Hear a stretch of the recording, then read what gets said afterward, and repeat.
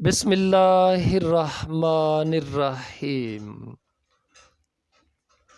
نحمدہ ونصلی علی رسولہ الکریم اما بعد۔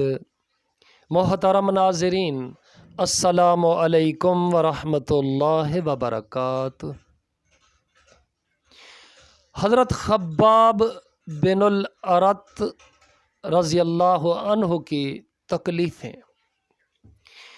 حضرت خباب بن الارت رضی اللہ عنہ بھی انہی مبارک ہستیوں میں ہیں جنہوں نے امتحان کے لیے اپنے آپ کو پیش کیا تھا اور اللہ کے راستہ میں سخت سے سخت تکلیفیں برداشت کیں۔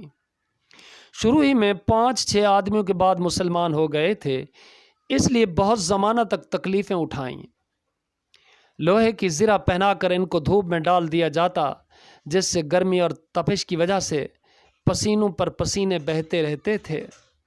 اکثر اوقات بالکل سیدھا گرم ریت پر لٹا دیا جاتا، جس کی وجہ سے کمر کا گوشت تک گل کر گر گیا تھا۔ یہ ایک عورت کے غلام تھے۔ اس کو خبر پہنچی کہ یہ حضور اکرم صلی اللہ علیہ وسلم سے ملتے ہیں، تو اس کی سزا میں لوہے کو گرم کر کے ان کے سر کو اس سے داغ دیتی تھی۔ حضرت عمر نے ایک مرتبہ عرصہ کے بعد اپنے زمانہ خلافت میں حضرت خباب رضی اللہ عنہ سے ان تکالیف کی تفصیل پوچھی جو ان کو پہنچائی گئیں۔ انہوں نے عرض کیا کہ میری کمر دیکھیں۔ حضرت عمر رضی اللہ عنہ نے کمر دیکھ کر فرمایا کہ ایسی کمر تو کسی کی دیکھی ہی نہیں۔ انہوں نے عرض کیا کہ مجھے آگ کے انگاروں پر ڈال کر گھسیٹا گیا، میری کمر کی چربی اور خون سے وہ آگ بجھی۔ ان حالات کے باوجود جب اسلام کو ترقی ہوئی اور فتوحات کا دروازہ کھلا تو اس پر رویا کرتے کہ خدا نخواستہ ہماری تکالیف کا بدلہ کہیں دنیا میں ہی تو نہیں مل گیا۔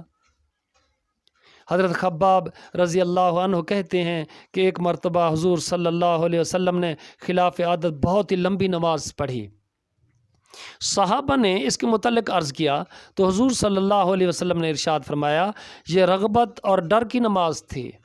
میں نے اس میں اللہ تعالیٰ سے 3 دعائیں کی تھیں، 2 ان میں سے قبول ہوئیں اور ایک کو انکار فرما دیا۔ میں نے یہ دعا کی کہ میری ساری امت قحط سے ہلاک نہ ہو جائے، یہ قبول ہو گئی۔ دوسری یہ دعا کی کہ ان پر کوئی ایسا دشمن مسلط نہ ہو جو ان کو بالکل مٹا دے، یہ بھی قبول ہو گئی۔ تیسری یہ دعا کی کہ ان میں آپس میں لڑائی جھگڑے نہ ہوں، یہ بات منظور نہیں ہوئی۔ حضرت خباب رضی اللہ تعالی عنہ کا انتقال 37 ہجری میں ہوا اور کوفہ میں سب سے پہلے صحابی یہی دفن ہوئے۔ ان کے انتقال کے بعد حضرت علی کرم اللہ وجہہ کا گزر ان کی قبر پر ہوا تو ارشاد فرمایا، اللہ خباب پر رحم فرمائے، اپنی رغبت سے مسلمان ہوا اور خوشی سے ہجرت کی اور جہاد میں زندگی گزار دی اور مصیبتیں برداشت کیں۔ مبارک ہے وہ شخص جو قیامت کو یاد رکھے اور حساب کتاب کی تیاری کرے اور گزارا کے قابل مال پر قناعت کرے اور اپنے مولا کو راضی کر لے۔ حقیقت میں مولا کو راضی کر لینا انہی لوگوں کا حصہ تھا کہ ان کی زندگی کا ہر کام مولا ہی کی رضا کے واسطے تھا۔ اللہ پاک ہمیں ان ہستیوں کے نقش قدم پر چلنے کی توفیق بخشے، ہماری غلطیوں کو معاف کرے، ہماری کوتاہیوں سے درگزر کرے، ہمارے عیوب پر پردے ڈالے، ہمیں نام و نموز سے، ریاکاری سے، ریپریزنٹیشن سے، شوشا سے دور رکھے اور صراط مستقیم پر چلنے کی توفیق بخشے۔ اب اجازت دیجیے گا۔ گڈ لک اینڈ اللہ حافظ۔ السلام علیکم ورحمۃ اللہ وبرکاتہ۔